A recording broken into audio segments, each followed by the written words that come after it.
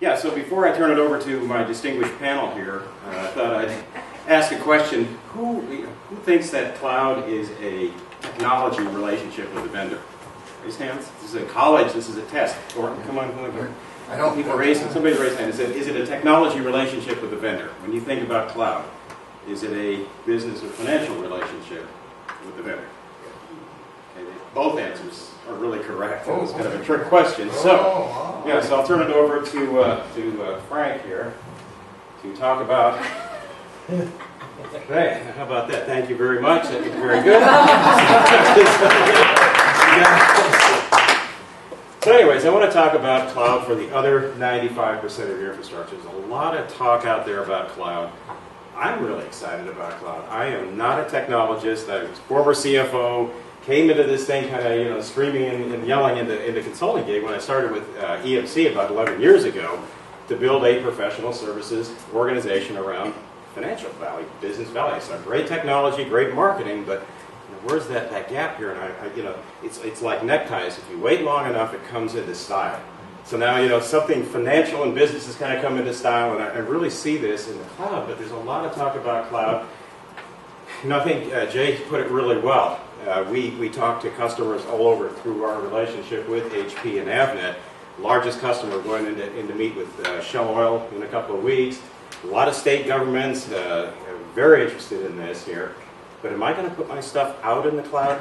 I don't think so. He hit it exactly. Security, SLA, where's my data, where is it running, who's going to take care of it, and how do I get it back? We're working with a hospital, Danbury Hospital, same thing. They put their patient records out on the cloud, and again, they'll tell people, and they're pulling it back in. Because again, it's got the patient data out there. I'm still not sure. It's kind of tough. And I don't want any kind of leaks or anything like that. So how do you address this problem here? This is where we have really done a lot of work here. I kind of talk a little bit about that. So who we are and what we do. What we do is really build out the customer internal cloud. So this is not kind of cloud coming into your data center. It's not anything different other than gear that sits in your data center, run by your people to your security standards and your service levels, your configurations, all of that, but paid for and interacted with like you would the cloud. So what does that mean? Variable up and down, operating expense.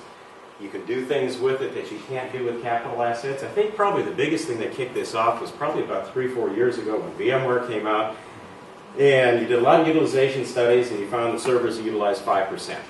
And the CFO's got a hold of that information, and I kind of like that information. My physical plant that I've got, Thornton said, $3.7 trillion in IT assets globally, and they're being utilized at those type of rates. It's unacceptable.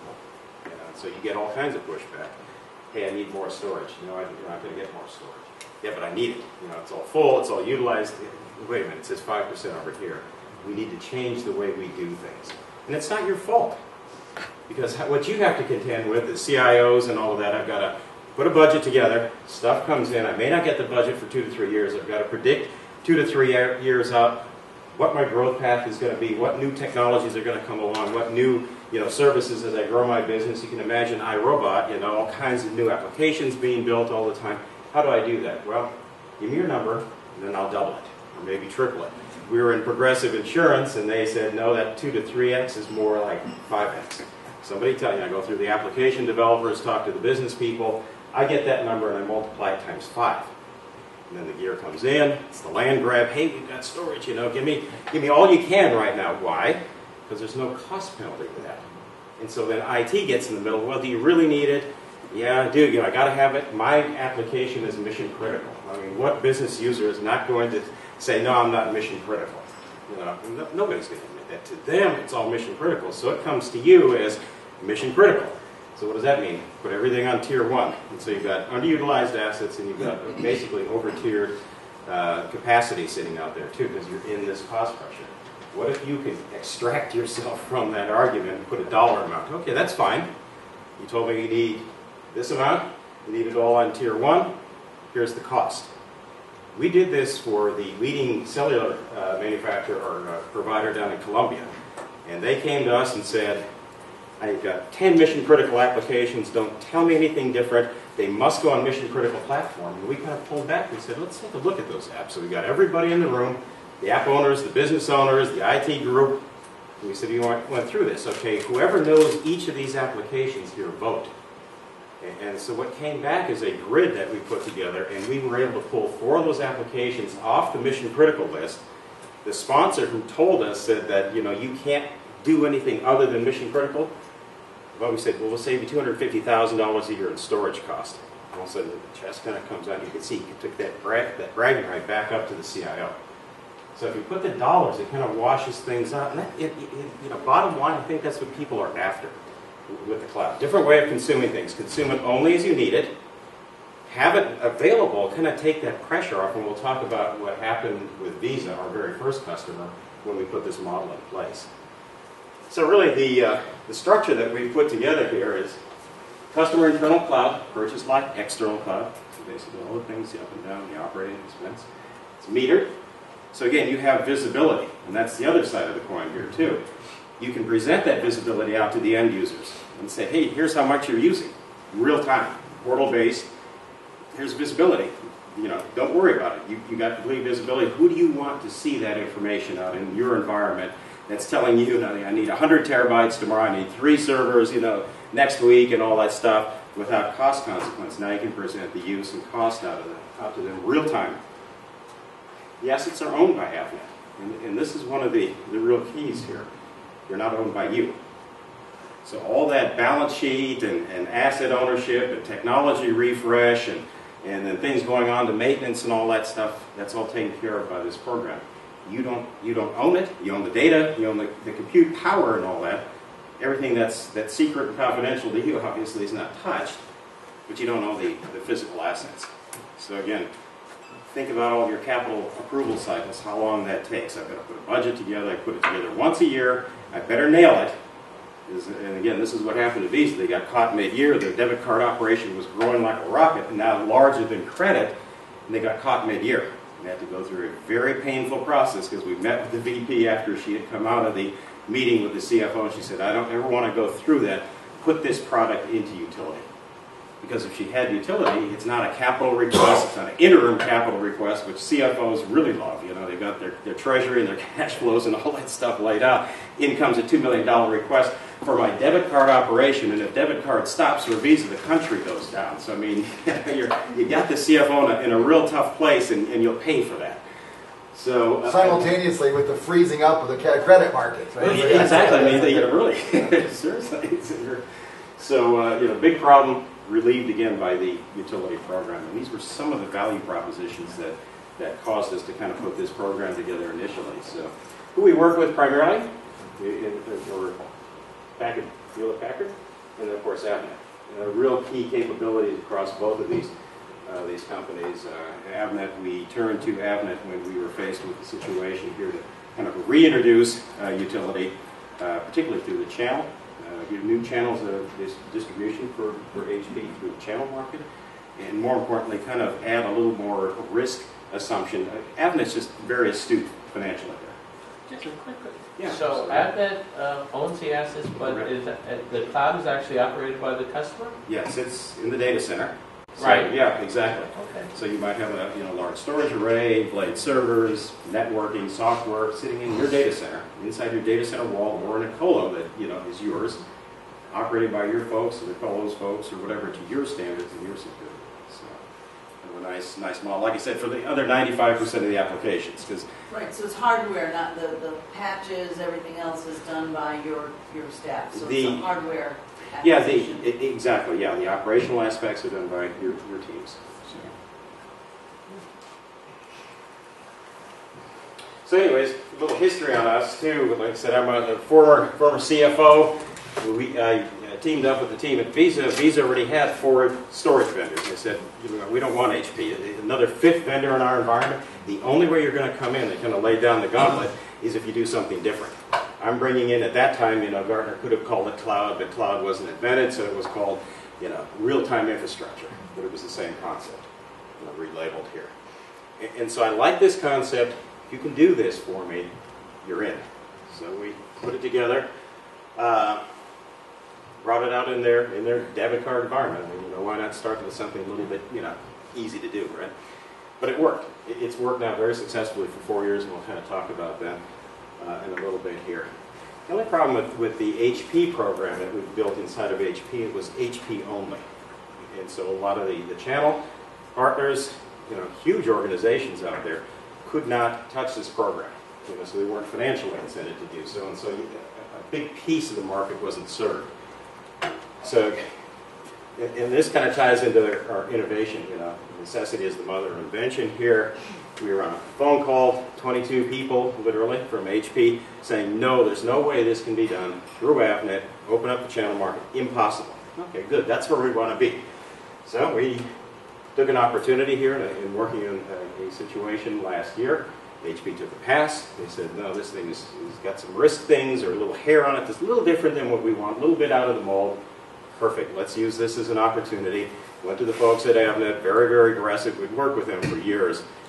Very capable, understand the aftermarkets. They had a similar program about 10 years ago. They had $1.6 billion out in the market, and so they're very familiar. And so we went to them and built this program out, very similar, but with some important additions here to open it up to the channel, aggressive buybacks, full credit. I think somebody made the comment earlier, because one of the things about going into the cloud is, how do I get back? Well, okay, this situation here, we address that too. Go into this.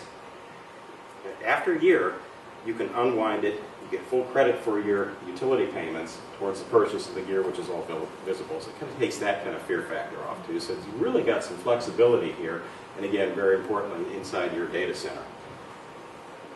So we put together what is now called the Capacity Now program. There's going to be a global rollout in 90 days.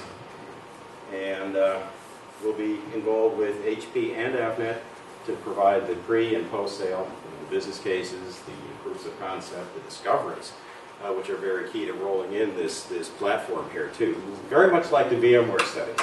You don't want to have got 100 terabytes in use. Now I think I'm going to need 150 terabytes. Let's put 150 on the floor. We'll do a discovery and probably put 40 or 50 terabytes on the floor. So go down from 100 down to 50 and let the program grow it out as you need it. So again, some very important economics.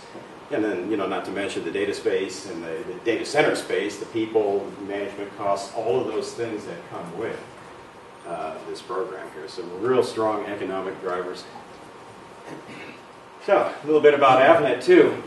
In fact, it's put together this presentation. They were just awarded for the 3rd consecutive year Fortune magazine's World's Most Admired Company. That's very evident working with Avnet.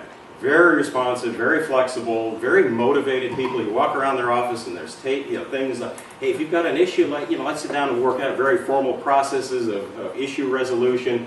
Just a very, very good, responsive organization, of course. And they are HP's largest distributor.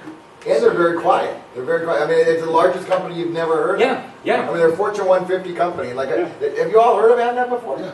I guess you guys. Well, this is an informed group. These are the smart people, right? So when you go to when you talk to mere mortals, they say who? So these are the smart ones. This is the wicked smart. Yeah, wicked smart. Wicked smart. So, and really, this ties in real well with what Avnet does. Again, connecting leading technology suppliers with a broad base of customers globally. So again, it ties into the global rollout here. So $19.2 billion in growing on the weed. So good organization here. So again, as I asked at the start here, the moderator asked at the start here. So business invention. The virtual moderator. That's right. Yeah, I'm standing on this side here. The virtual moderator. He's the cloud moderator. So why cloud? And I think this is very representative. I think what's out there is vendors are taking their stuff and repurposing it or renaming it cloud. Because here's a quote from the Microsoft website, and this is an area here too, application hosting and all of that stuff. There's some key points. Spark innovation, again, give you the capability to roll stuff out quickly, innovate, bring up new services and new offerings very, very quickly. We run into companies all the time, well, why don't you do this new project? Well, I don't have the capital. Take that off the table, then what would you do? Okay, I can do 3, 4, 5 projects, so pace of innovation. So this is very strategic to rolling out new projects, new things. We're working with a customer in Denver. They brought out their cloud offering. They were very uncertain if it was going to grow. Hey, let's just kind of do it very, very slowly. Well, instead the thing's gone through the roof. The programs allow them to respond immediately.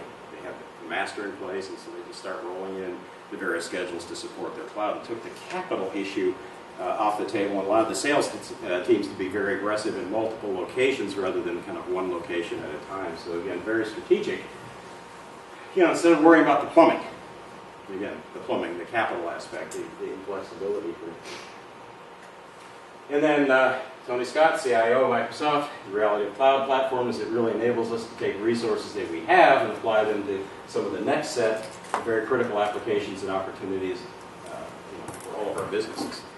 You get away from the color of money. Hey, this is my capital, this is my project, this is my platform. We saw this at Visa. They had so many network zones because Visa in its history is the largest not-for-profit organization owned by 19 member banks, and each of the 19 member banks would fund a project. Everything was zoned. Security zone had its own network, its own platform. Why? Because these banks would put forth a $10 million for a project. And if you spent 11, that wasn't a good thing. If you spent 9, that wasn't a good thing. So they would spend 10. And the reason you didn't want to underspend is, hey, wait, we tied up money we could have loaned. So don't do that to me. But, for that, you wound up with a bunch of stovepipes and a bunch of individual things. And so I think it really addresses here, get away from that ownership thing. I want to give me what I need. I want to pay for what I need. Don't worry about the ownership of assets. That's not even an issue again with this thing. So it starts breaking down those types of barriers here. It has been very helpful as Visa's gone from not-for-profit into IPO. You can imagine the shifts there going from the not-for-profit organization, member bank owned, right into an IPO. Very, very successful. But this has been helpful. In most of what you see out in the literature and out on the web about cloud is what's missing, though. And we'll talk a little bit about that. So what's missing? Well, it's kind of mentioned in here, but these are the real important attributes of the cloud. When you look at that, are you asking, especially at your level. We talked to many CIOs, and we had a conversation with the state of Colorado Friday, big CIO, Colorado Department of Transportation. Not once in that 90-minute conversation was there one syllable about technology. And they got into the asset ownership. But I run the assets in my data center, and hey, I'm partially federally funded, so this doesn't disrupt my budgeting and my funds flow from the feds. Oh, it's metered. Oh, now wait, can I get the configurations I want? Absolutely. It just kept kind of going and going and going from there, and it started addressing all of his business issues in a very inflexible environment, as you can imagine. In the States, again, the color of money, budgets and the fund flow, it's terrible. So again, it addresses that. Pay only for use, both up and down. Very, very important attribute. OPEX. There are international accounting standards that are coming to the U.S. here in 2012 that will about eliminate operating leases. So any kind of operating treatment you may have currently for capital assets is going away. So by the end of 2012, again, I think that may be one of the minor drivers that, this cloud activity. It's certainly a big one, big attribute of this program here too. Cost transparency, as I mentioned, very, very key. We talked to this very much in depth in managed service environments too. Probably the biggest, I don't know if any of you are running any managed environments that are managed externally, EDS, former EDS or CSE or any of the providers. Probably the biggest thing we found, we were talking with Capital One and they were throwing out their provider after 7 years because they said, I don't have transparency. All I know is that the more stuff you keep, the more money you take from me. That doesn't feel like a partnership.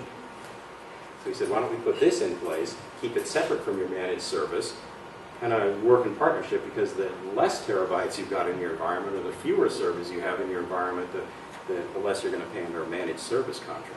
That's interesting. And that transparency is very, very key. Improved utilizations, as I mentioned, service provider model.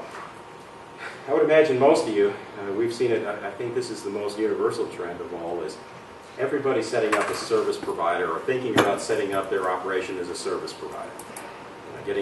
Putting a catalog out there with end users, charging them only for use, again, up and down. Great model because it works, it'll improve the utilizations, but what happens when you do that and you present that to your end users and they start kind of functioning and responding to that? Hey, bring on more tier 2, I don't need as much tier 1, it's too expensive, and then bring this on and change this and reduce this. you as CIO are running your shop there, all of a sudden now you have all this risk and cost. Cut the bottom out of that risk and cost bucket with this type of model and pass this risk back to Avnet. This is a true risk-sharing model.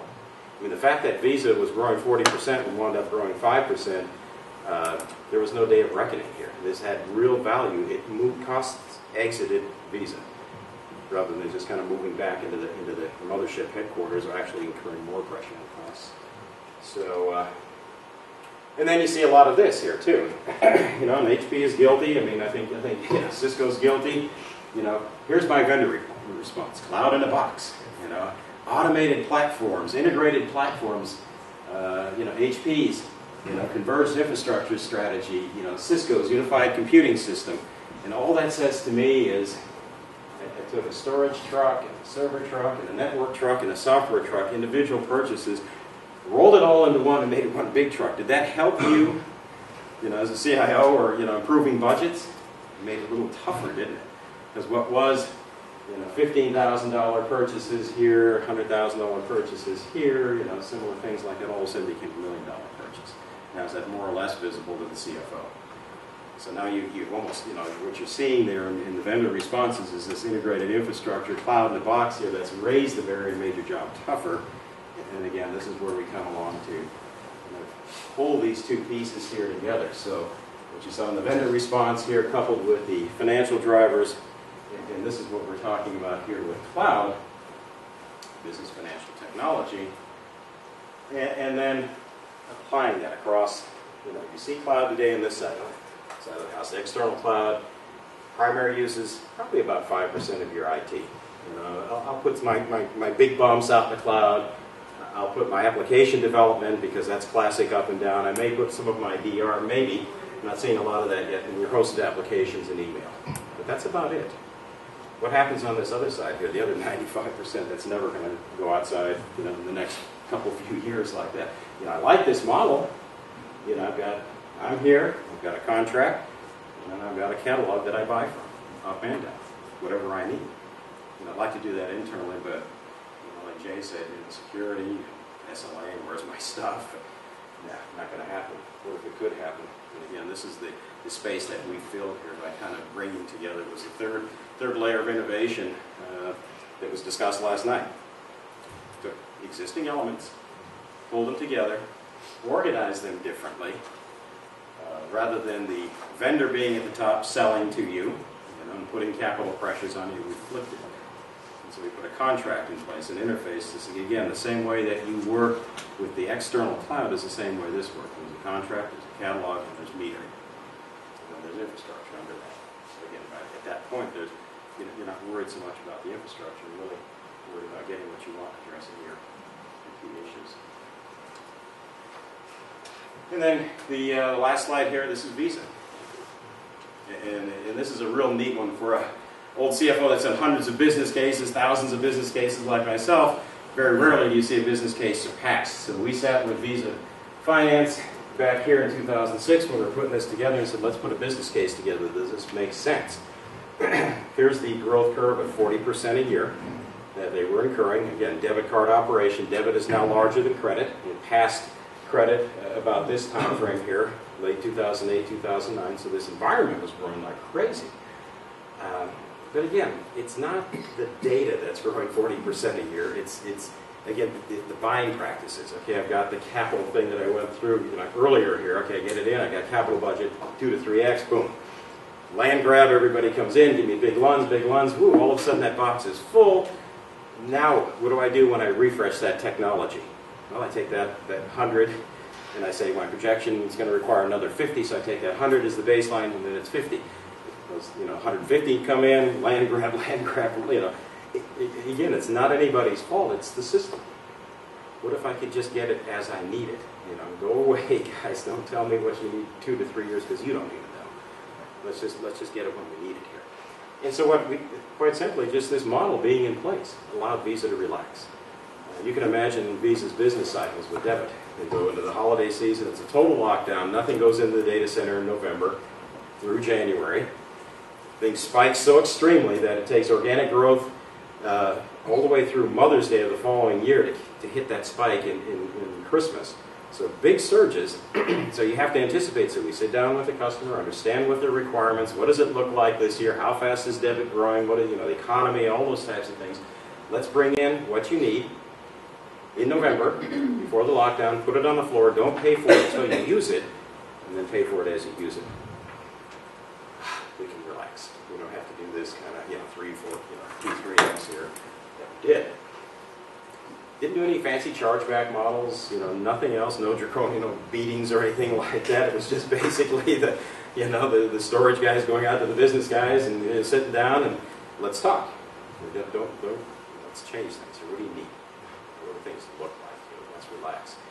If you come up a little short, we have buffer always on the floor available that you don't pay for, but it's until you use it. So it's always available to handle about 90% of your bumps. Hey, I need a terabyte or I need a 100 gig or something like that. Set up a little dev environment, sandbox, or I got a new app coming on.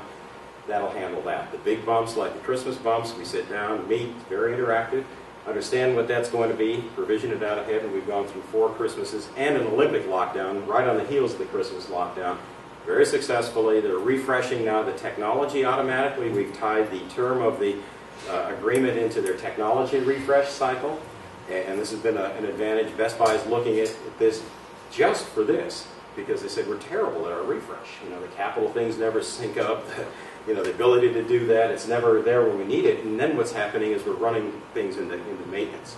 State of Florida, we won a nice piece of business there because State of Florida said, hey, we budgeted years 4 and 5, got our maintenance budget in place, and we've got the OpEx in place. It's $250,000 a year. If you can come in under that with the utility, you can play. But we came in 60% lower. And we got new technology, got rid of a bunch of OpEx that they could redeploy elsewhere in the state, saved them a ton, put them on a dedicated refresh cycle, because again, we see this very, very much with states in particular. There's old assets out there because, hey, the capital's not available. Again, a very compelling value proposition, but it's not only applicable to states, but obviously the Best Buys and all of that want to formalize their tech refresh cycle. So now with Visa, we're refreshing with the latest technology, Moore's Law, lower cost per gigabyte, and away we go. And they're bringing in a development tier, again, to take advantage of lower cost per gigabyte for development versus their production environment, save more money with this model here too. So all these types of value propositions are what folks are after, and that was kind of that gap, that area in that right side there, the internal cloud, that we pulled things together, kind of flipped things upside down, changed the relationship with the vendor, and put in, hey, here's hardware, let's bring it through this model here that looks very cloud-like internally your data center. So, and then bottom line here, Visa was spending $5 million a year, their number. They're now spending under $1.4 million per year for this model, and a lot less data center space and power and people and all of those types of things come with, and that's not included in that number. So this is just strictly storage number to storage number. So I love to see things like that. And then when you couple it with some of the things that we've talked about in supporting the service provider model, it comes down to some real savings. And that's what we really see as the value proposition of cloud, whether it's external or most of your applications are living internally. So, any questions, thoughts? I went through this pretty quick here, but yeah. Can you tell us a little bit about the data migration challenges that you run into with this model? Yeah, no different than if you own the asset. So again, and the data migration services can be included in that. So the cents per gigabyte model for Visa, for instance, includes the hardware, software, support, and services. It can be held in or outside of that. So that can be included, and that can just be part of the year 4. What most customers do is keep it outside. Because again, they start seeing this and understanding this, and they say, let's take a look at the data when we get there, because this will have an impact. If I project my data migration expense today, trying to build that into the cost, and I wind up like Visa did, instead of 300-400 terabytes, 100, so I'll probably keep that outside. But to your point, it can be put inside or outside and handled as an operating expense within this model. So, question? Yeah. So what are some of the terms that you actually build into your contracts that get people to sign on for this type of activity? That's one of the big hurdles when you're dealing with cloud services. Mm-hmm. So data ownership built in, and what are the things that are the gotchas that normally prevent it? It sounds like you found a way to come over the obstacles. Yeah. One of the big obstacles is just getting the initial terms in place. But yeah, the data is yours. The termination clauses, the determination for cause, obviously, those are defined. All the data, all the definitions. So what is the price per gigabyte? What is the metering? What are the various terms and things like that. The nice thing about this is you've got the initial contract. Once that's in place, you don't do that again.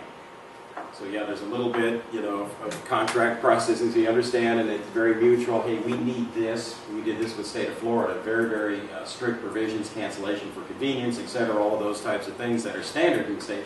We roll that into this contract here. So we'll sit down and work that, but once you just do it one time, and then that, however you're organized, preferably the highest level, and then just let everybody else kind of work in under schedules. Hey, I need this level of this configuration of storage or servers or whatever, but that all comes under that master. That's kind of that velocity of business. So you have the kind of contractual bloodletting first in negotiation here, but once that's done, it's done.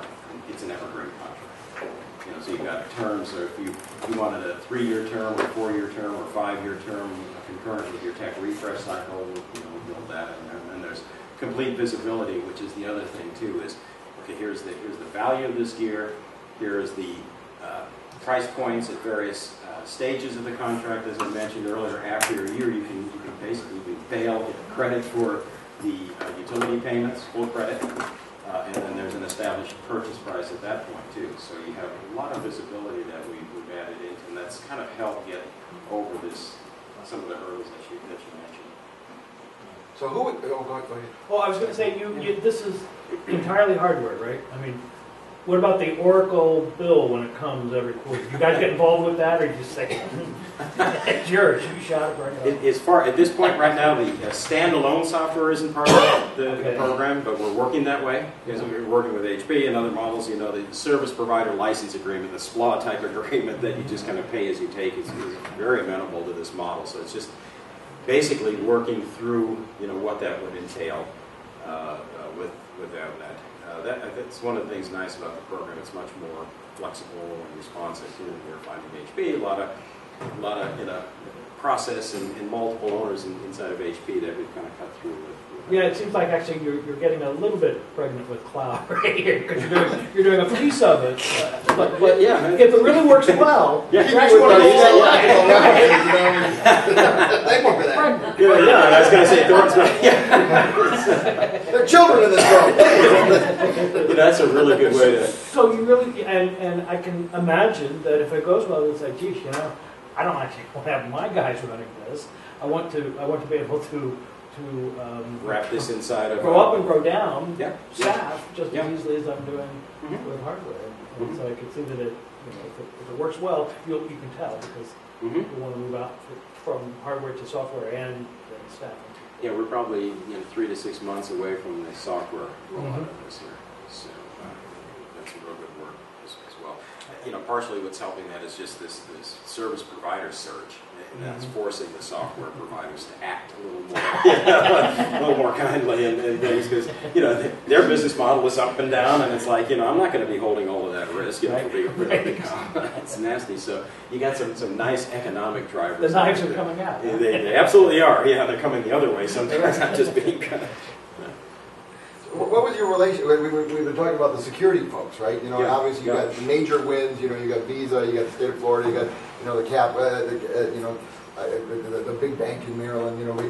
I'm just wondering. I mean, so the CISO there. I mean, what was their initial pushback? How did you win them over? Visa. Yeah, and really, again, all we do with the metering is see how much is being used. We never see the data. So I mean, it passed all the scrutiny that Visa could throw at it. So basically all we do is just VPN into the software tools that are metering the capacities, but we can never see the data. And we never touch the data other than helping with the migration, but we never see it, obviously. So we've gone through some very, very stringent requirements and passed them all very, very pretty simply, really. So for technology? Just all AvNet products, support products, or is it HP only, or what's the? Yeah, our primary push is again HP. So to start with, yeah, over time, sure, absolutely. Operators are on call. But we'd like you to HP, since we're the sponsor, we'd like you to do the HP thing. You don't see it as support. Yeah.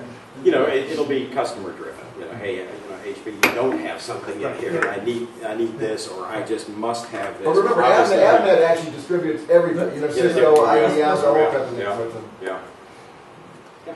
Tell me a little bit about your service level agreements, because in the cloud, you've got a data center where you've got people who can swap out parts, no problem, but now you're talking at all these different locations. So, when you do have failures, obviously you're building redundant systems so that you can have high SLA and uptime.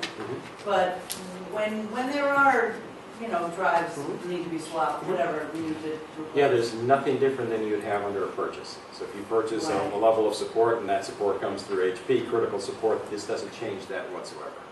So it's not your technicians doing it, it's just part that ships for our own technicians to do the replacement. Exactly. Because if we came in and disrupted all that, you've got history, no, we're not going to touch that. These are the experts here, we don't change that at all.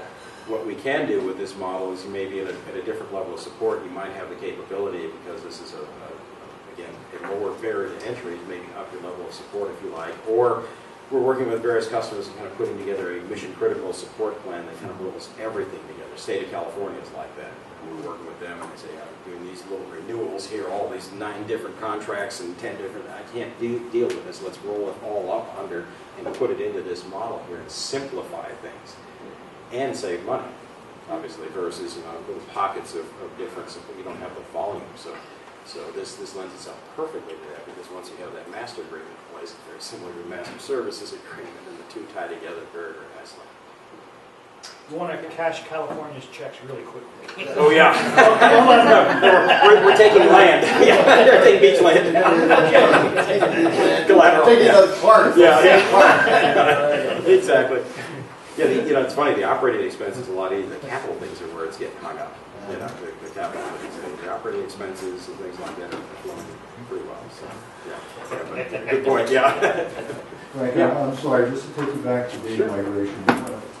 One of the issues with the explosion in data is that there's a lot of duplication. Yeah. And often it's not known what data exists where, what's valuable, that sort of thing. So with the data migration, I was curious, are your clients basically taking what they have and moving it? Are they doing the intelligent selection as to what moves, or is that part of your service? We can move all the data, which is quite often kind of get a price, that'll happen. Or it's up to, again, the customer will tell us what they want to move. The state of California is doing that exact thing in their service provider model. They've got 8 deployments of DMC Clarion that kind of move as a department, another department, it's mine. Is bringing the utility and putting it over the top, virtualizing it behind the large tier 1 device, and then selectively moving data. But they're not going to move it all because they see the dollar savings. And so now it's these data assessment, services and selection and analytics and all that stuff that really weren't valuable under a capital model so much now are, because they're saving real money for migration costs and when they get to the ultimate platform. So it allows IT to do what IT's probably wanted to do for a long time, but the end users kind of say, well, I got to keep that because Joe over here said, I need this 10-year-old piece of data, so keep everything alive. It's changing that behavior again, is what that's doing. So it is up to the customer to kind of do that. We'll put a business case together, showing what that might be. We may even bring some additional tiers into that platform. They've all got everything on one tier, but hey, if I put 2 tiers in there, do 3 months if it's critical, whatever the life cycle is, and then the automated data movement into a lower tier, and you get the immediate savings with the utility. It happens immediately because we poll the systems multiple times a day, and so they've got that real-time visibility, and it starts changing that behavior and moving a lot of data off the tier. Most environments are 70-80% tier 1 environments, relative to your tiering scheme. Because of that fact, there's no immediate cost penalty back to the users. They just hit you, like I said, well, now you take yourself out of that, let the dollar speak, and here's your bill. directly back to your end user. All right, it's just about, let's give it up for Frank.